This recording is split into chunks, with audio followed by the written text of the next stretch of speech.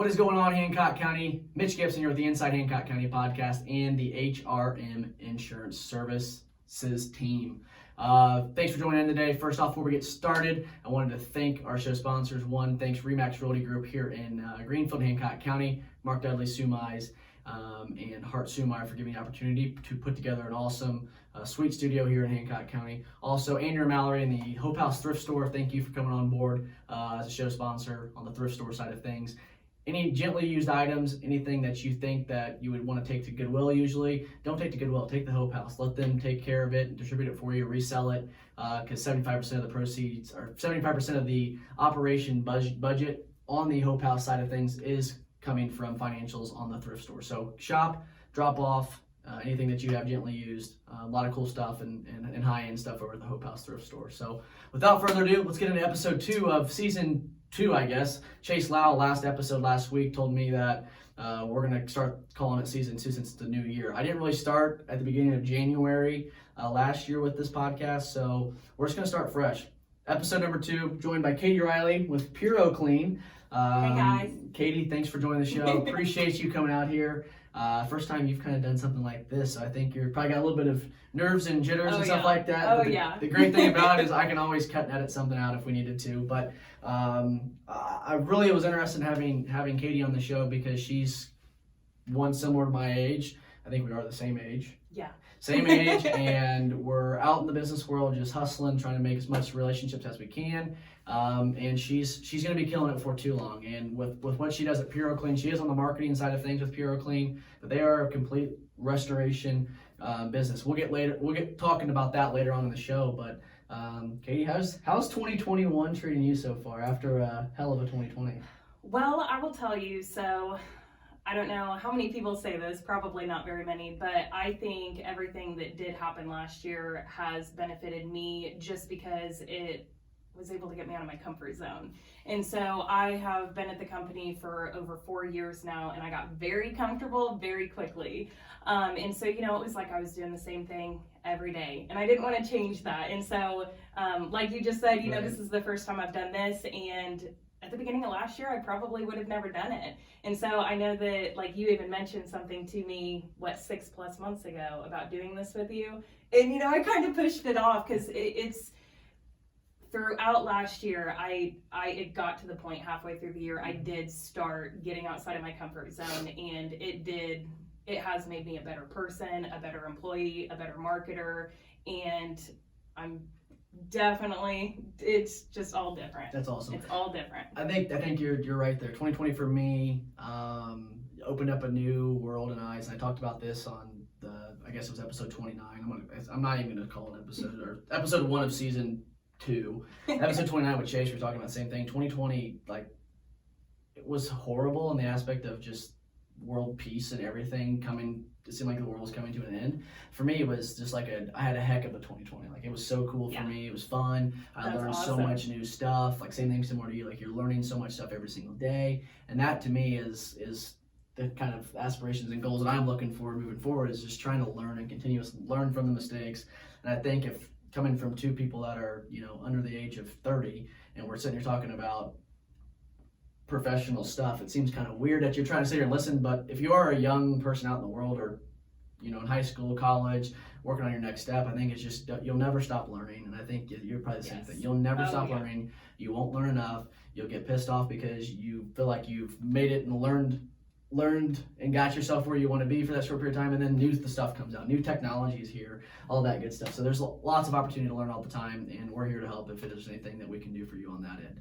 And get out of your comfort zone. Get out of your comfort zone. You've recently done that. You're doing it. I really had to push myself, and it has just been so beneficial all the way around. It really opens your mind up to new opportunities, and it's being uncomfortable with something is a good feeling, and if you're uncomfortable about something, then it's probably something you should pursue doing, because once you do it, it's like, I guess, like skydiving, even though I haven't been skydiving before. Like, oh no. I've heard people say like I was terrified, like about ready to, throw up all over the place when I was up at the plane, jumped out, and like I was so mad I didn't like excite myself moving up to that. But that makes the thrill of it. So if you want to push forward something in 2021, go do it. Don't waste time thinking about it. Just go do it and learn from the mistakes that happen, because we all will have those mistakes. So without further ado, let's jump into you a little bit, because that's what this is about.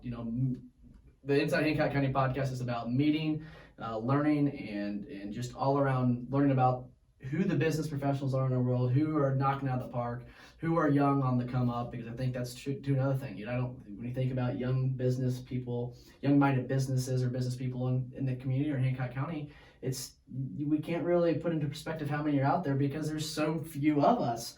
And if you're hidden out there and you're young and want to come on the show, holler at your boy and let's get you on and let's talk a little bit. But for you, for me, same thing. Like, I don't really have too much of a big longevity of my story or my career. But for you, I think what we both have is being young parents to young people. So going back as far as you want, I guess, whether you're a child, whether you're in middle school, high school, whatever it is, go back as far as you want and bring us up to speed on where you are at now and how you got to PuroClean. Well, okay. Where do I start? No, I'm just kidding. So basically, I'll probably start around the time. So I actually got pregnant my senior year of high school, so it definitely changed a lot for me. Oh, yeah. And to be honest with you, those past couple years that I was in high school, I was going downhill very quickly. And so it almost got to the point I kind of worried myself with what I was going to end up doing and just where I was going to end up in life.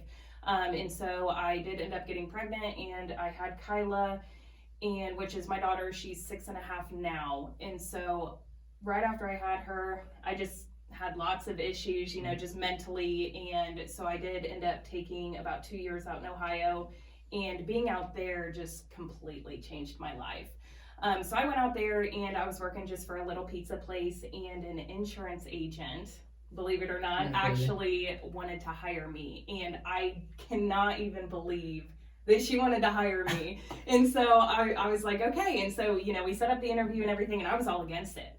I was like, I don't want to do insurance. That is not something that even interests me. I don't want to go. And, I got a lot of pressure from my sister to go ahead and go, because my sister was in insurance for over 13 years. And so I'm like, okay, and my sister was a very good salesperson. So it didn't take very long for her to basically get what she wanted, and so I showed up at the interview, and, they always ask you that question. What do you know about us? And I looked at her and I was like, I know you have to have auto insurance. I didn't know. I know you bought pizza from me like 2 weeks ago. Well, and it's like, I didn't know. And then it's like, I didn't even know what my own auto policy was. And so I was, and it just continued to go on from there. And I just basically explained to her, I know that I don't know a lot about this company, but I am definitely willing to give it a shot. Just immediately, the second I walked into that office, just her personality, her attitude, and everything was just a perfect fit.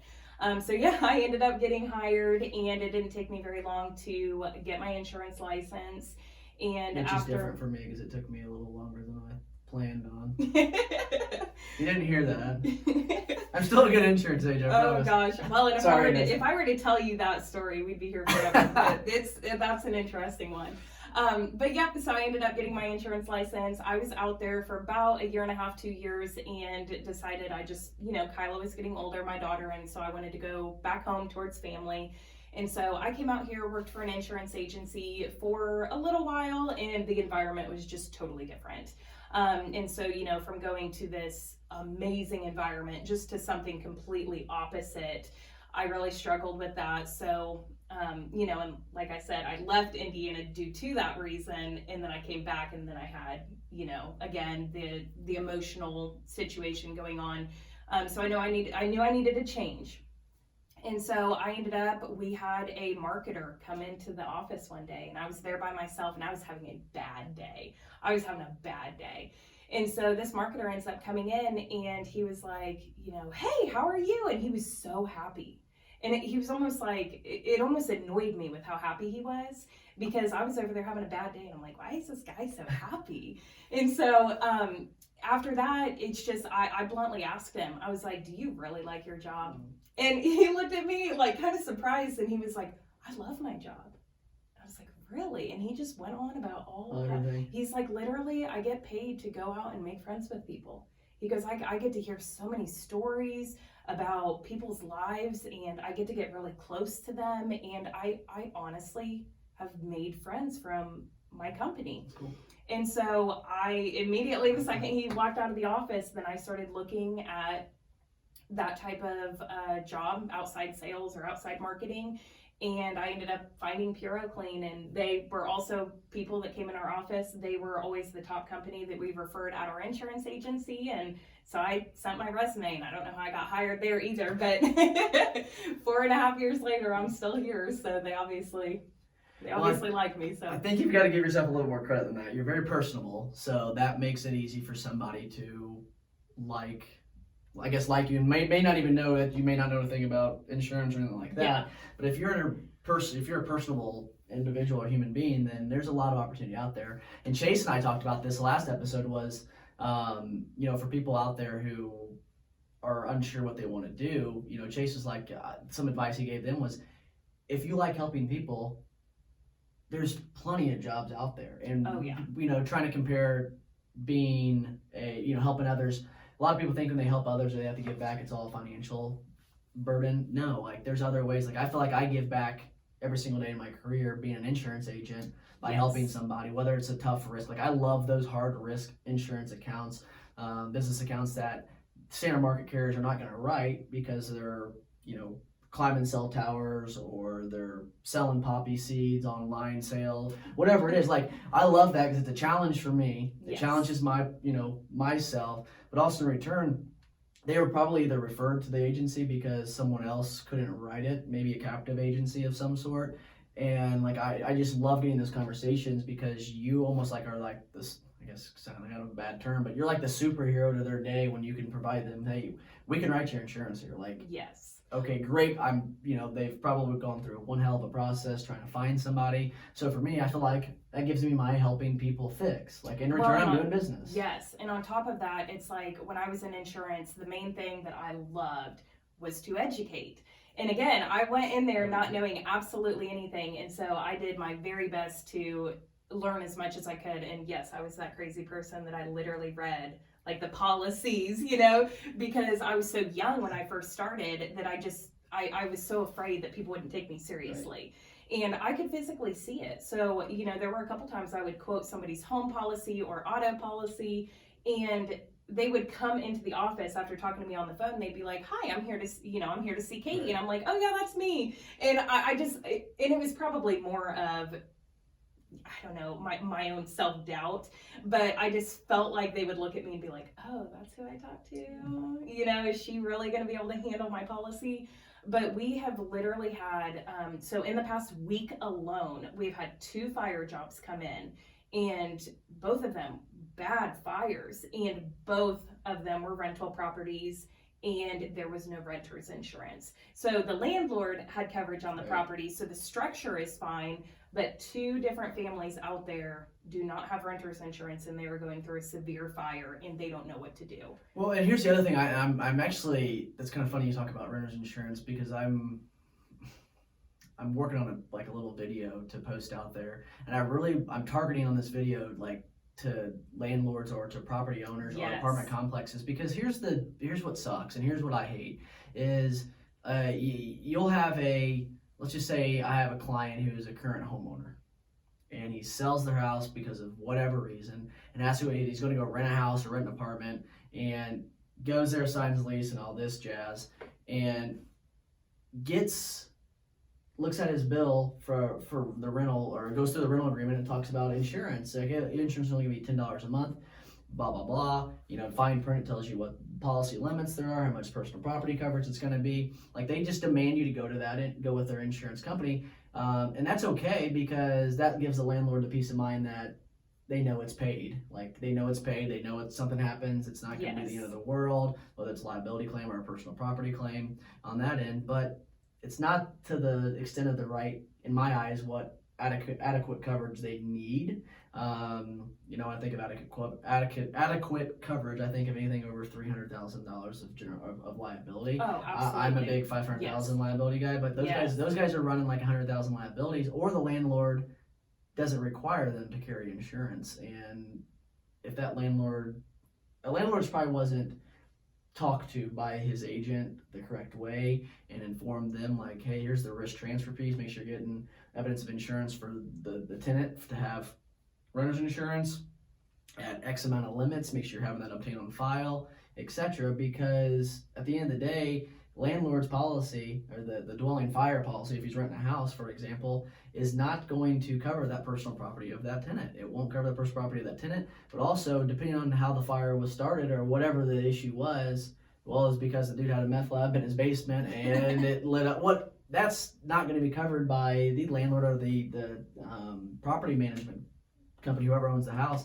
That probably is not going to be. There's a chance that could be denied and claimed by the insurance carrier, for example. So, going into talking about claims and stuff on the insurance standpoint and how you guys would come into play. For everybody who doesn't know who PuroClean is, I think as an insurance agent or as insurance company agency, we know what restoration means. But for those who don't, people think of restoration. I think the big disconnection is the worst of the worst, and that's the case. Fire, flood, whatever it is, mold. Give us a little bit about PuroClean and what you guys do and what actual what restoration means and what other services you guys provide. So we are the company that you only call us if you're having a bad day.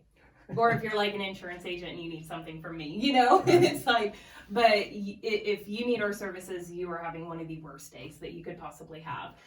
So PuroClean, as for us, we've been in business just over, or almost 16 years now. So March will mark 16 years that we've been in business here in Greenfield, and we deal with water, fire, mold, and biohazard. And so with the biohazard portion of it, we've been helping a lot with the COVID cleanup. And in addition, that also is like, suicide cleanup. We've dealt with murder scenes before, stuff like that. Oh, wow. So yes, you only call us if you're having a bad day. But now with PuroClean, so with what you've done, I guess looking back at your life, has there been anything that you've stumbled across, came across, or, whether it was, adversity, or maybe it was just, the way you were grown up. Like, what do you think has made you so successful or so far in your career being so good at what you do? I think you do one heck of a job. So, at the end of the day, what is it that you think the biggest component of your success, and what can help lead you to maybe future success of yourself? Oh, gosh. Tough question. To be honest, I'd probably say my dad. And the reason why I say that is because my dad is one of the biggest workaholics ever. Right. So he actually, late last week, he had to get a COVID test done and it came back negative.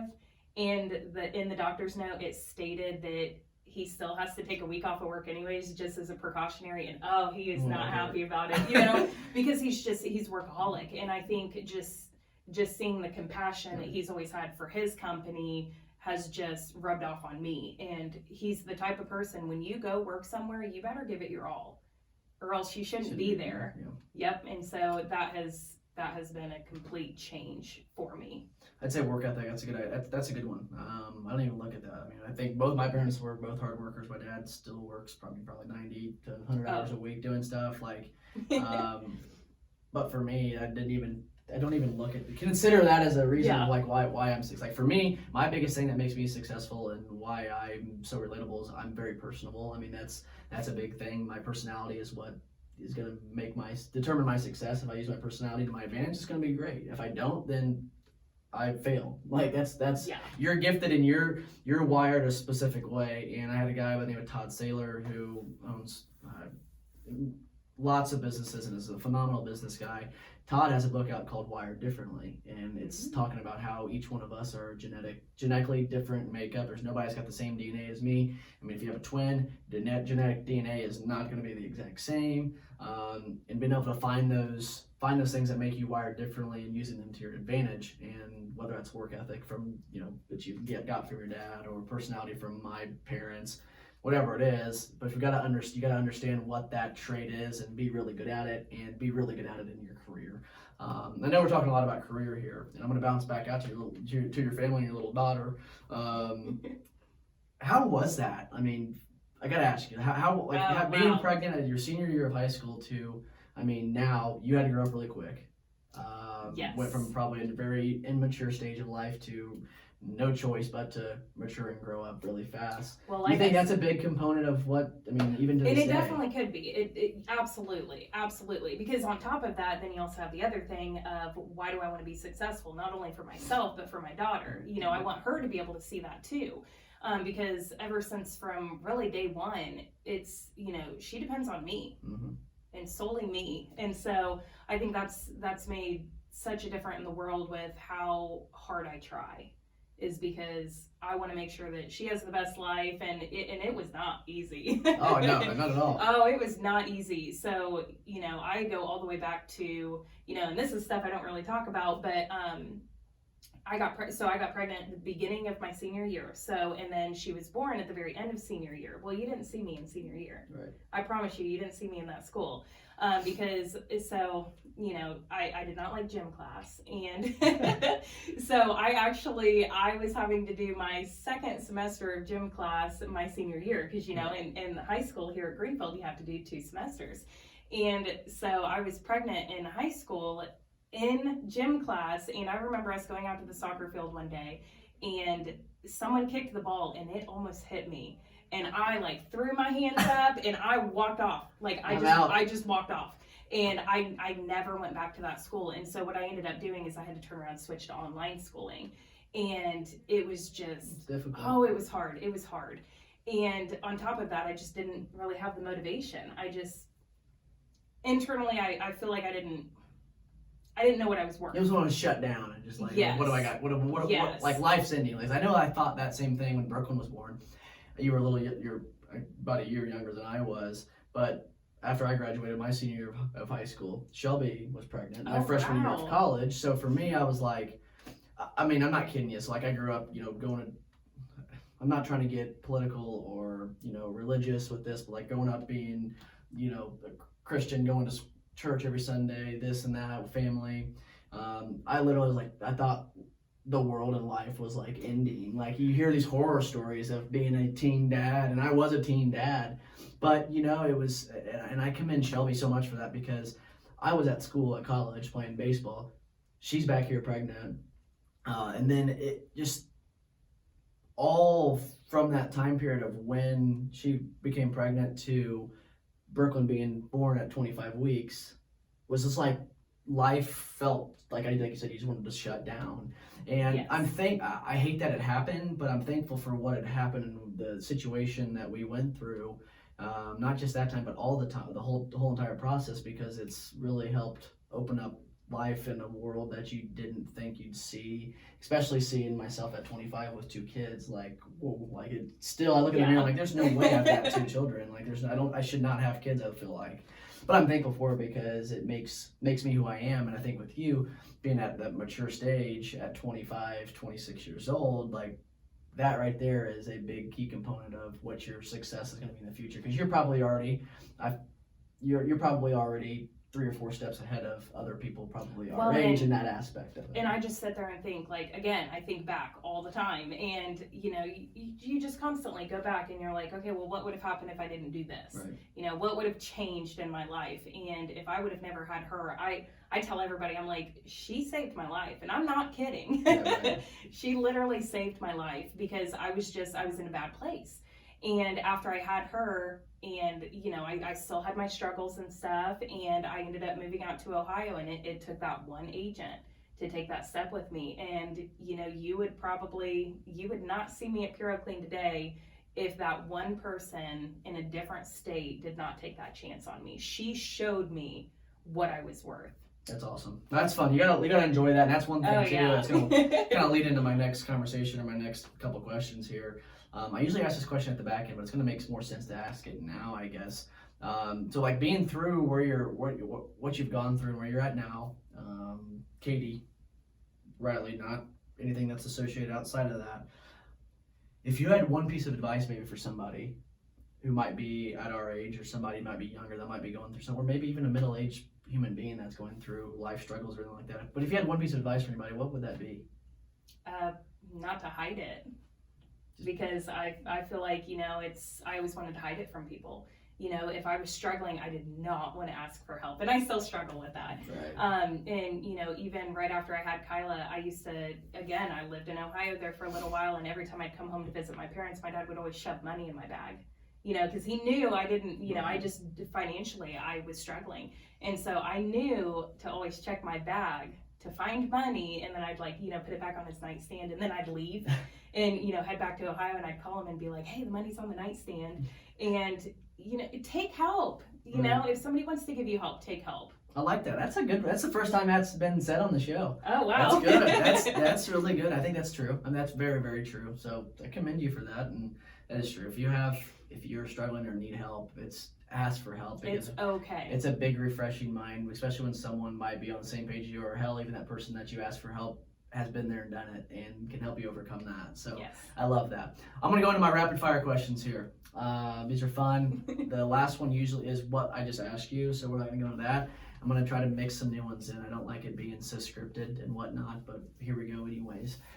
What is your favorite color? Oh, purple. Yeah, hands down. Okay. Yeah. I think of purple. I think of Justin Bieber's Believe album. Oh, that just that's so every time I think of makes purple. me enjoy it so much more. I remember when I was in high school and I had a friend that was obsessed with Justin Bieber, and she dragged me to that movie twice. Twice. Oh, twice. Can't say I like Justin Bieber. Good music. Same thing. Dude went through crap in his life. He made it through. Made it through. What's your favorite flavor of ice cream? Oh, strawberry. Like a strawberry sundae, or just a strawberry flavor? Oh, I always get strawberry cheesecake. Oh, it's so good. A piece of strawberry cheesecake sounds really, really good right now, to be honest with you. Yep, cheesecake's my family. That's the thing. Go-to. Yep. Might have to slide through a Kroger or something later and get me a piece of cheesecake. Or National Chocolate Day was just the other day, so going to Greenfield Chocolate. Have you been in Greenfield Chocolates? Oh, it is. It's amazing. God bless. Oh yeah. That's Valentine's Day's almost here, so that's a. Oh yeah. That is. To go shop it for is. some chocolates. It's perfect. Going into your favorite, so you did say your favorite flavor ice cream. Now let's talk a little local here. Got a favorite restaurant? I know you live in Knightstown, which is kind of ironic. I do as well. We talked about that previously to get on the show.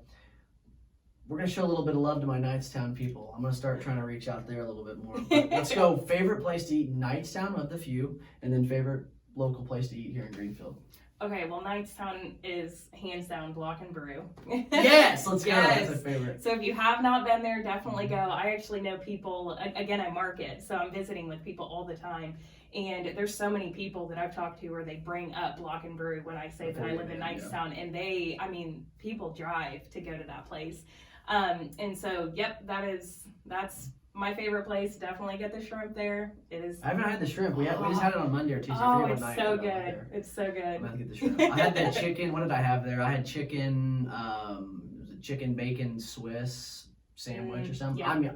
I'm a big steak guy. I could eat steak 7 nights of the week, and for some reason that night I'm like, I'm not doing it. Well, first off, I'm like, Shelby's not going to eat her whole 10-ounce steak, so I can get something different, still get my steak fixed, and she still had some left over, so I ate some of it. But now Greenfield, what's your favorite local little place to eat here in town? So I am obsessed with wasabi. And yep, I'm obsessed with wasabi, and I ended up trying shrimp for the very first time 2 years ago, and I'm hooked to it. Seafood is my favorite. Your shrimp cocktail, whether it's raw on the cocktail side or if it's fried or grilled, seafood is a go-to for me.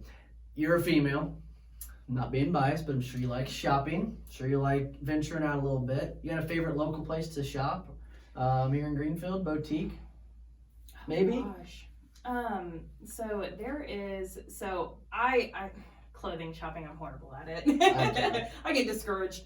But so I actually have a friend that it's called Sprinkles, and oh my gosh, I'm going to forget the name because I'm sitting here. I don't know why I said Greenfield. It could be all Hancock County. This is a Hancock County show, so it could be anywhere in Hancock County, I guess.